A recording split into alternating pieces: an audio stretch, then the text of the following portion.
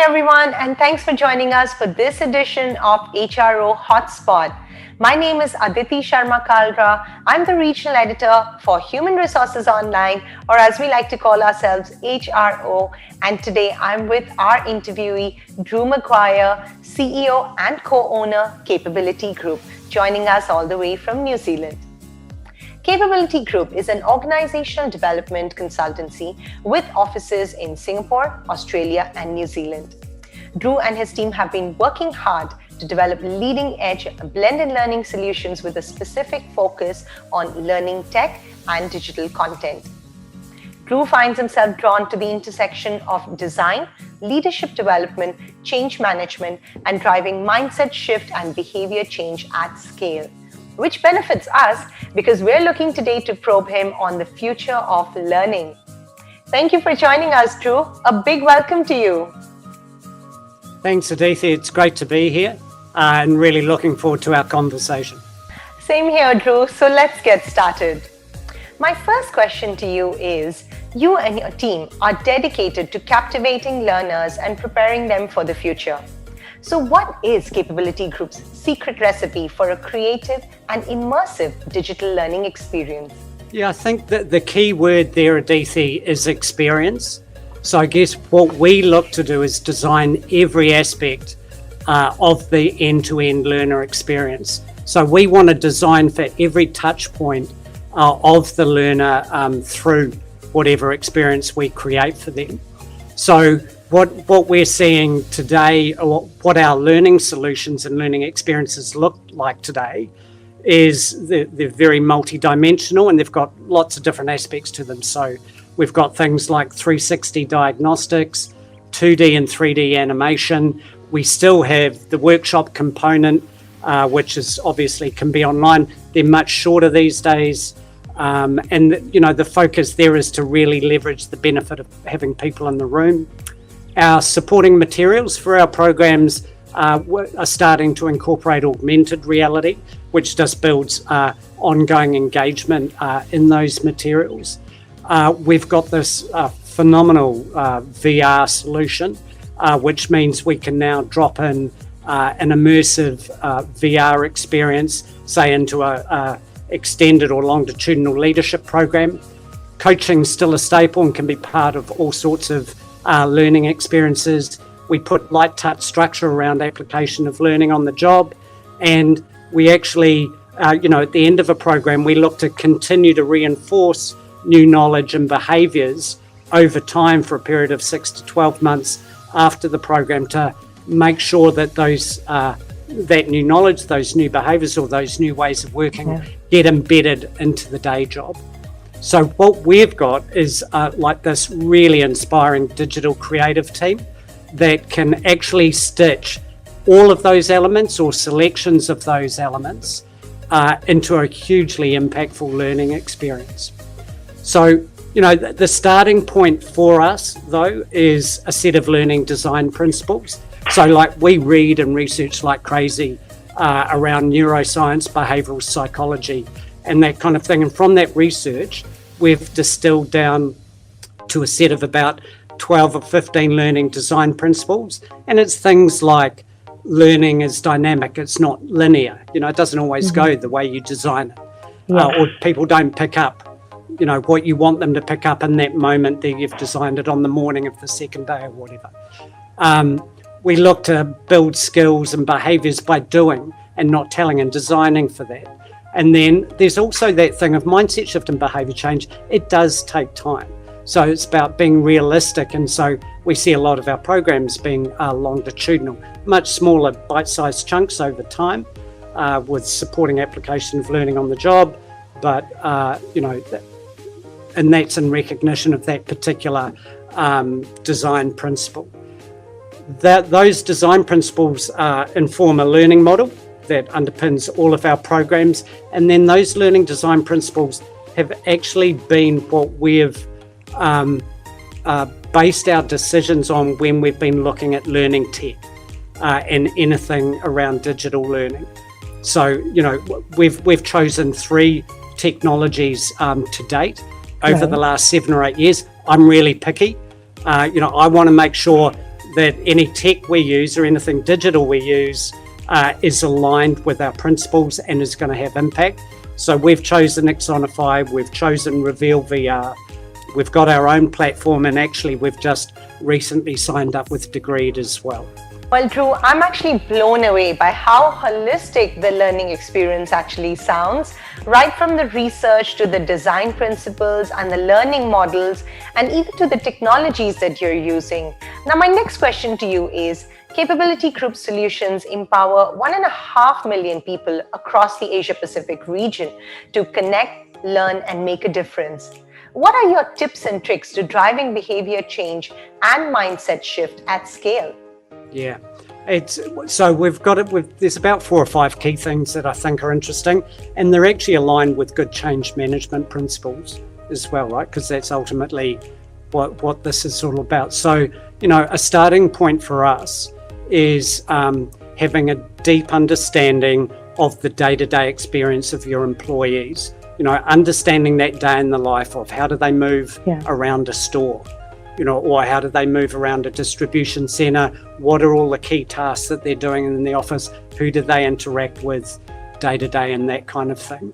So that build it. Now, that doesn't need to take time, a huge amount of time. I'm not suggesting spend loads and loads of time doing that, but just, quickly and simply, build that understanding of what's happening day to day with your employees. Then I think, wherever possible, look to engage your employees or anyone that will be participants on your learning experiences in the design of that experience. So I don't know what you're like, Aditi, but if anyone gets me to try and do something that I feel like I haven't had a hand in the design of that, I can be a little bit resistant. But if you engage me in the design of that thing, it's like I'm all in. So the phrase we use is all in rather than buy-in. And I think that this is critical for learning professionals, I think, and this is adopting design thinking methodology, basically. So involve your customers or participants in your program in the design, then you've got them from the get-go. You don't have to worry about buy-in. They're already there, they're with you on the journey, and in fact, anticipation's building to see what's coming.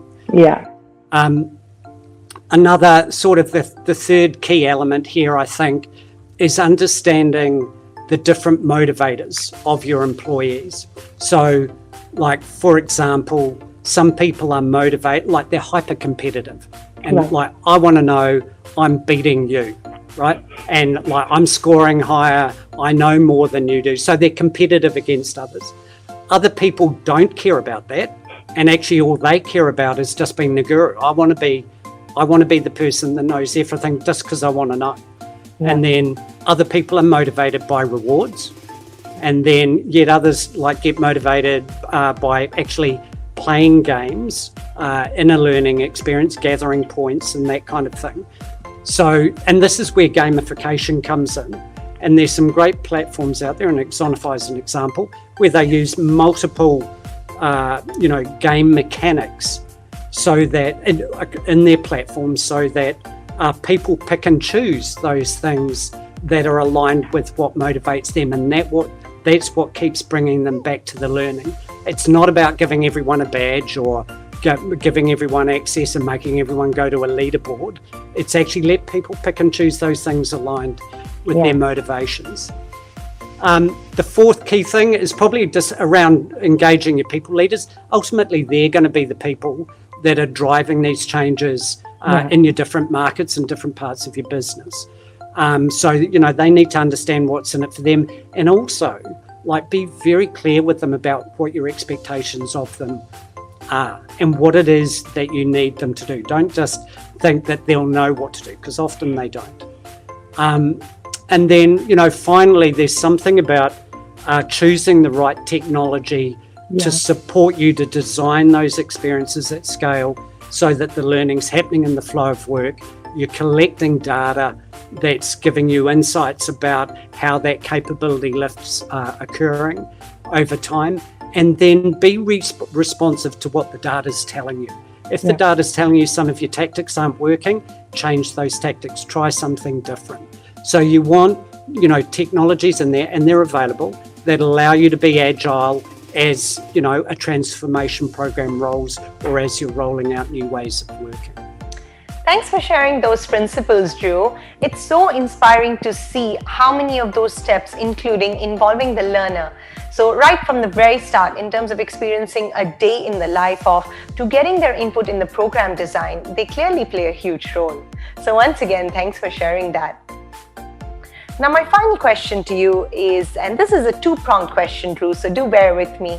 I know you're a big believer of the ripple effect, in that learning does not only transform individuals and teams, but then it actually goes on to impact their families and community and the society at large as well. So have you got some examples where you have been able to do this? And the second part of my question, Drew, is why do you think the ripple effect should be an important consideration for L&D heads? So this has been a really interesting process for us, because we've been around a while, and we've always had anecdotes of people sharing anecdotes of how the learning experiences they've been on that we've designed for them has had an impact on their life. But what we've realised is, like, our clients and the people that pay the bills are corporates, right? Yeah. But and we design our experiences so that we have a positive impact on that organisation's performance and for that organisation to lift capability. But actually there is this other thing going on where we are also building capability of individuals that then leave the organisation at the end of the day, and they go back to their families and into their communities, and actually they start to experiment with some of those new ideas, those new behaviours, new thoughts and insights that they've had on our programs in their work environment. And so that's why we've suddenly kind of realised recently, wow, there is this ripple effect of capability lift. So, one really good local example in Singapore is Grab Taxi. Yeah. So, they've got 1.5-2 million drivers or something across 8 countries. They use the Exonify platform to push learning out to their drivers to ensure that they're both safe, giving great customer service and so on. But actually Grab also have a big social agenda. So they're looking at building the digital and technology skills of their drivers, but also their merchants. And so they've been using Exonify, which they call Grab Academy, to build that broader capability, and it's supporting Grab with their social impact agenda, which is phenomenal to be part of. The other thing we know is that drivers, like the learning's all on their mobile phone, right? Yeah. And it's 4 or 5 minute bits of it a day. So what those drivers will do is they'll go home and they'll show their partner or their kids the video that they completed this today, and then they'll say, okay, answer those questions, watch the video, answer the questions, and see if you can do better than I did.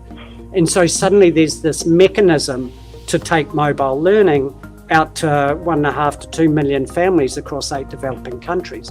It's mind-blowingly exciting. And when you've got an organisation like Grab that's just got such a positive kind of social impact agenda and a broader view of the kind of impact they want to have, it's exciting. And then just another couple of examples, one across 11 Pacific Island countries, we're looking at lifting the capability of women in football across 11 Pacific Island countries. And that, there's building leadership capability, building engagement in football, but then there's also, we're designing to have an impact on a bunch of social statistics from those countries that are not so great. And we're working with a phenomenal group of women, because we can't travel and do it face-to-face ourselves. We're having to go through others to have this kind of impact.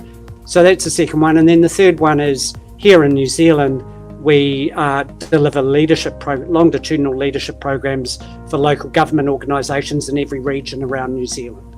And so again, what happens there is, the councils and government organisations have, they increase their leadership capability, but then people take that into the sports teams or the school boards that they're on, any other community groups, And so in a way, we're supporting the building of leadership capability around every region in New Zealand. To your last point about why should L&D heads care about that, like in my mind, it's just good for business. I think what it says is that if you start to communicate the impact of what you're doing in that way, you're showing that you're an organisation with a purpose, that you're an organisation that's committed to supporting and growing your people across all aspects of their life. Organisational performance is critical. That's what they're paying for, and they want to see that. But there's something, people want to feel like they're part of something, and that all aspects of their life are growing and evolving over time. I think another aspect to it is that it's a really tight labour market at the moment, with restrictions on movement of people and that kind of thing. And also younger people are wanting to work for purpose-driven organisations. So, there's an employee brand proposition thing going on in here. And what you're saying about your brand, if you think about learning in this way, is that we actually care about you individually and we're committed to your development. Yeah. So, in my mind, it's all related to purpose and a no-brainer. Well, it is an inspiring mission indeed. And like you said, it's good for the business and it's good for the community. So it really makes for an engaging ecosystem. Thank you so much once again for joining us today, Drew. We'll see you at Learning and Development Asia. Thank you, Drew. Fantastic. Thanks very much, Aditi.